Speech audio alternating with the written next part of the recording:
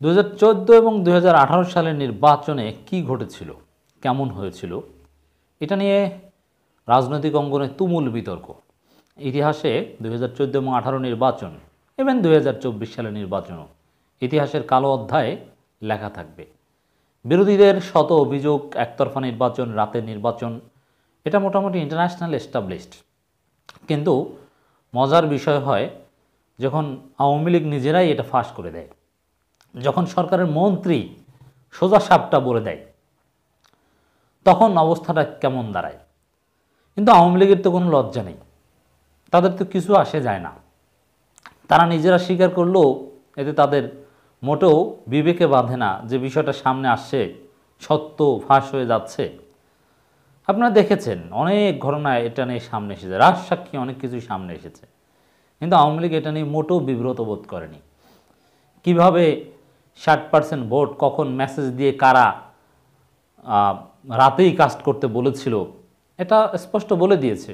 বিভিন্ন সময় এই রাতের ভোটের ফোন আলাপ, ফোন কনভারসেশন, অথবা কারা কিভাবে রাতে ভোট দিয়ে জিতিয়েছে, এগুলো খোটা দিয়ে নানান সময় আওয়ামী লীগের লোকজনে বলে দিয়েছে। কিন্তু আওয়ামী লীগ মোটেও স্বীকার করেনি, কিংবা এইসব স্বীকারোক্তিতে প্রমাণে তাদের কিছু আসে যায় না।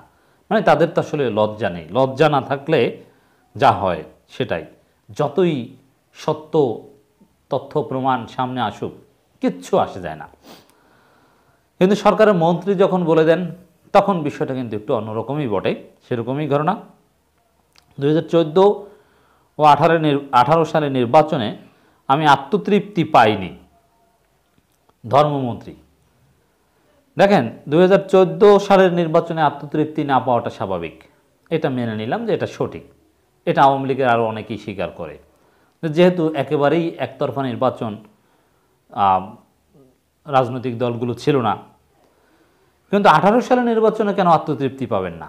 18 সালের নির্বাচনে তো বিএনপি জামাত সবাই ছিল, চরমোনাই ছিল। 18 সালের নির্বাচন তো একেবারে ফুল অংশগ্রহণমূলক ছিল।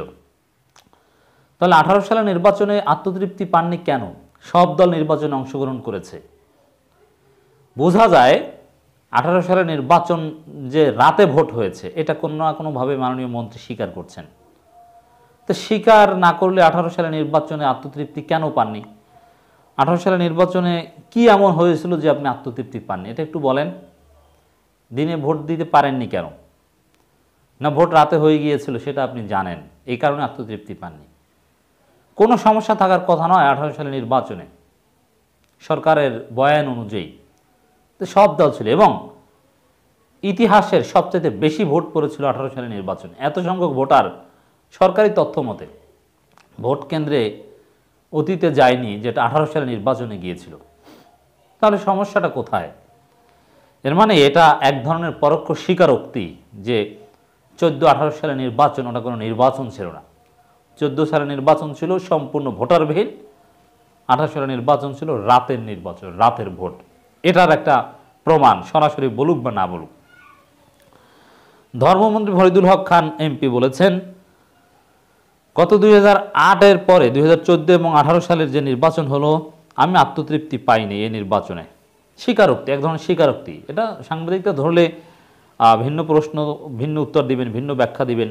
আসলে ব্যাখ্যা তো একটা কমন আছেই, যে আমার বক্তব্য বিকৃত করা হয়েছে, খণ্ডিত বক্তব্য নিয়ে অপব্যাখ্যা করা হয়েছে। তা কিছু ঘটলে মুখস্থ একটা ব্যাখ্যা তো আছে। আর এটা দুঃখজনক এ ধরনের স্বীকারোক্তিমূলক বক্তব্য, অথচ তেমন কিছুই হচ্ছে না। রাজনীতিটা রাজনীতির জায়গা নেই। জনগণ, মিডিয়া কারো কোনো প্রতিবাদের জায়গা এখন আর দেখতে পাচ্ছি না। মানে অনেক বড় বড় ঘটনার সামনে আসছে কিন্তু সবাই চুপচাপ, কোনো কথাবার্তা নেই। এর মানে অপরাধ এটা সহনশীল হয়ে গিয়েছে, গণতন্ত্রহীনতা, মানুষের অধিকার হরণ সহনশীল হয়ে গিয়েছে। এগুলো নিয়ে এখন আর তেমন কথা বলতেও আমরা দেখি না। কারণ আপনারা অনেকেই ভোট দিয়েছেন, আবার অনেকে অন্য মানুষ দিয়ে ভোট দেওয়াইছেন, কত কিছু করছেন, এটাতে আত্মতৃপ্তি পাওয়া যায় না। এর মানে 18 সালের নির্বাচনে যে অন্য মানুষকে দিয়ে ভোট দেওয়াইছেন, একেবারে কারচুপি হয়েছে, জাল ভোট, অন্য মানুষকে দিয়ে ভোট দেয়, এটা একেবারেই অনৈতিক এবং বড় ধরনের অপরাধ। এর মানে এই ভয়ানক অপরাধ আওয়ামী লীগ করেছে, এটা মাননীয় মন্ত্রী স্বীকার করছেন, জানেন। তা আপনারা কারা? যখন মন্ত্রী বলবেন আপনারা, নিঃসন্দেহে সেটা আওয়ামী লীগের লোকজন, বিএনপির লোকজনের কি এই সক্ষমতা আছে যে আরেকজনকে দিয়ে ভোট দেওয়া হবে? বরং জনগণের ভোট আগেভাগেই রাতে দেওয়া হয়ে গিয়েছে। দিনে ভোট দিতে গিয়ে জনগণ দেখে যে ভোট দেওয়া হয়ে গিয়েছে, আপনার ভোট দেওয়া হয়ে গিয়েছে, এরকম কথাবার্তা আমরা অনেক প্রমাণ আছে। এটা টিআইবি বা অনেকে, বিশেষ করে সুজন, রাতের ভোট, সুশাসনের জন্য নাগরিক বদিউল আলম মজুমদারের রাতের ভোটের প্রমাণ তারা দিয়েছে, অনেক প্রমাণ দিয়েছে। মন্ত্রী বলেন আপনারা অনেকেই ভোট দিচ্ছেন আর অনেকে অন্য মানুষকে দিয়ে দেওয়াইছেন। চমৎকার, একেবারে সোজাসাপটা। যদিও এই বক্তব্যটা আমি বিশ্লেষণ করেছি তার কয়েকদিন আগে আওয়ামী লীগের কর্মী সমাবেশে প্রধান অতিথির বক্তব্যে কথা বলেন ইউনিয়ন আওয়ামী লীগে। এর মানে আওয়ামী লীগের নেতাকর্মীদের উদ্দেশ্যে বলেছেন আপনারা দেওয়াইছেন। স্বীকারোক্তিরা দেখছেন মন্ত্রীর মুখ থেকে সত্য বের হয়ে যাচ্ছে। এখন আব্দুর রাজ্জাক সাহেবের মতো আবার মন্ত্রিত্ব চলে না যায়, তা এটা যদি রাজনীতি বা গণমাধ্যমের স্বাধীনতা স্বাভাবিক থাকলে এটা নিয়ে তোলপাড় হতো, কিন্তু কই, আমি তো বেশ কয়েকদিন পরে বিশ্লেষণ করছি, এটা নিয়ে তেমন আলোচনাই দেখলাম না, কোনো মেইন স্ট্রিম মিডিয়ায় এটা নিয়ে কোনো খবরই দেখলাম না। মন্ত্রী বলেন আমি যে ভালো নাকি মন্দ আমার জাজ আমিই করতে পারতেছি না, আমি আত্মতৃপ্তি পাইনি, আল্লাহ এই ভোটটা শান্তি মতো করাইছে। মানে 2024 সালের নির্বাচন নিয়ে তিনি আবার সন্তুষ্ট, প্রশ্নই আসে না। 2014 এবং 18 সালে 2014 এবং 24 সালের নির্বাচন প্রায় এক, দুইটাই ভোটারবিহীন, একতরফা। জনগণ ভোট দিতে জানি একতরফা। অতএব 14 সালে আত্মতৃপ্তি না বলে 24 সালেও আত্মতৃপ্তি পাওয়ার প্রশ্নই আসে না। এখন কেন বলছেন এটা না বললে তো আবার চাকরি থাকে কিনা সন্দেহ আছে। 24 সালের নির্বাচনকে তো ভালো বলতেই হবে। আর তিনি তো 14 সালে ওরকম অ্যাক্টিভও ছিলেন না, গুরুত্বপূর্ণ কেউ ছিলেন না। এই ফরিদুল হক খান সাহেব তিনি তো আসলে 2020 সালের পরে ইম্পর্টেন্ট হয়েছেন। মাননীয় মন্ত্রীর যেহেতু তাকে নিয়ে আলোচনা, সত্য কথা বলে দিয়েছেন, তার কিছু পুরানো কথা আপনাদেরকে একটু স্মরণ করিয়ে দিতে চাই, ঐতিহাসিক কিছু কথা। তিনি গমের বদলে চালের রুটি খেতে বলেছিলেন 2022 সালের 31শে জুলাই। বিভিন্ন গণমাধ্যমে এই খবর এসেছিল যে গমের বদলে চালের রুটি খান। অতএব তিনি কোন টাইপের কথা বলতে পারেন একটু পরিচয় দিলাম। জামালপুরে একবার এই মাননীয় মন্ত্রীর উপস্থিতিতে, এটা 2023 সালের অগাস্টের ঘটনা, একজন সংসদ সদস্যকে চর মারেন উপজেলা আওয়ামী লীগের শ্রম বিষয়ক সম্পাদক আনোয়ার হোসেন। চিন্তা করছেন তার উপস্থিতিতে।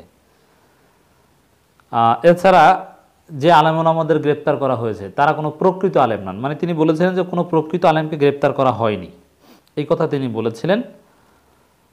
2021 সালের 15 জুন বিভিন্ন খবর গণমাধ্যমে এসেছিল। এবং মূর্তি এবং ভাস্কর্যকে যারা এক করে দেখেন তারা ভুল করেন, এটাও বলেছেন মাননীয় মন্ত্রী। যাই হোক দর্শক, তিনি সঠিক কথা বলেছেন।